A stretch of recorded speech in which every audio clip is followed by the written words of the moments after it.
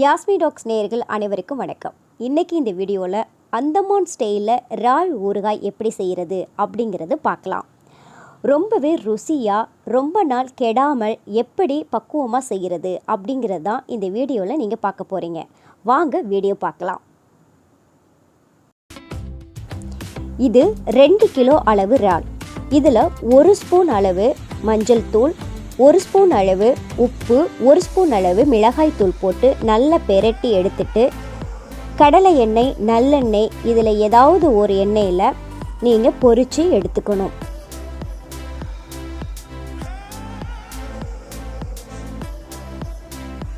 பொரித்து எடுத்ததுக்கு பிறகு இது போல தான் இருக்கும்.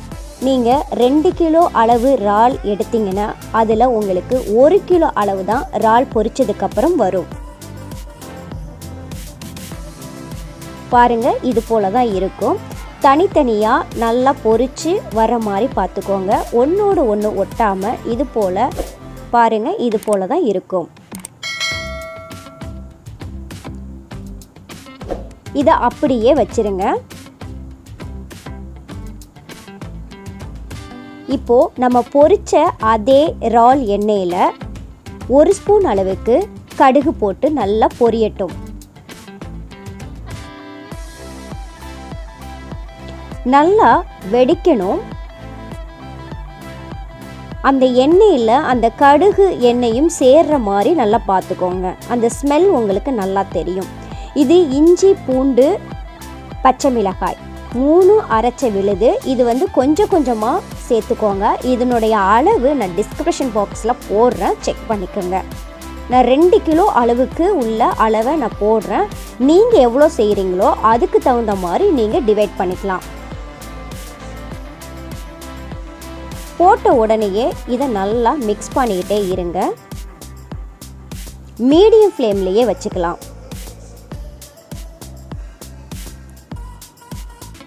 பச்சை வாசனை போகிற வரைக்கும் கைவிடாமல் கிளறிக்கிட்டே இருக்கணும். பிறகு இதுக்கு தேவையான அளவுக்கு 1/4 ஸ்பூன் அளவுக்கு உப்பு சேர்த்துக்கலாம். ஆல்ரெடி இறாலில் உப்பு சேர்த்துருக்கோம். இதில் சிறிதளவு சேர்த்தா போதுமானது. கைவிடாமல் கிளறணும். மீதமுள்ள விழுதையும் இதில் சேர்த்து நன்கு கிளறணும்.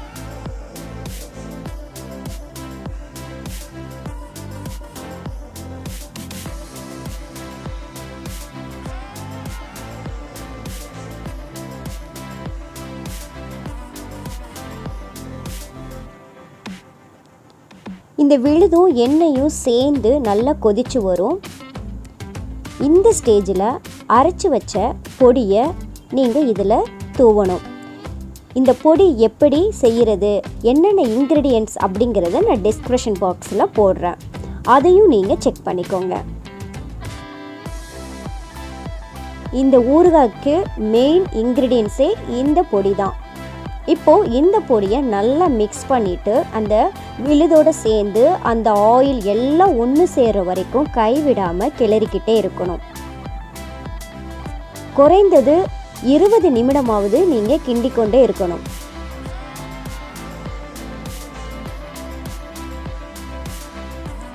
இப்போது இந்த ஸ்டேஜில் பொரித்த இறாலை எடுத்து இதில் கொஞ்சம் கொஞ்சமாக சேர்த்து கிளறணும்.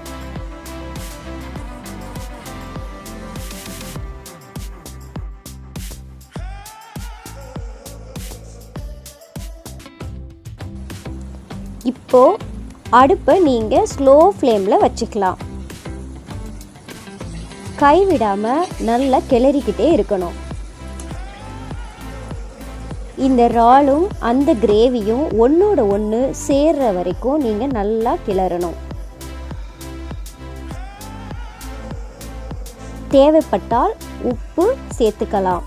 டேஸ்ட் பண்ணி பார்த்துட்டு நீங்கள் உப்பு போட்டுக்கலாம். இதை ஸ்டோர் பண்ணுறதுக்கு முன்னாடி 1 ஸ்பூன் அளவுக்கு வினிகர் சேர்த்து நீங்கள் ஸ்டோர் பண்ணிங்க அப்படின்னா மாத கணக்கில் கெடாமல் அப்படியே இருக்கும்.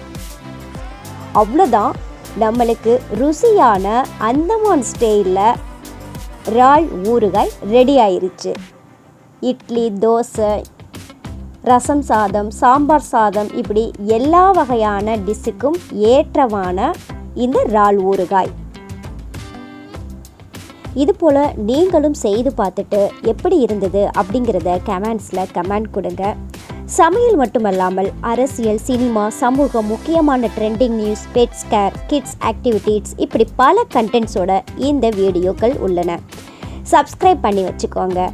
மீண்டும் உங்களை அடுத்த வீடியோவில் சந்திக்கிறேன். நன்றி, வணக்கம்.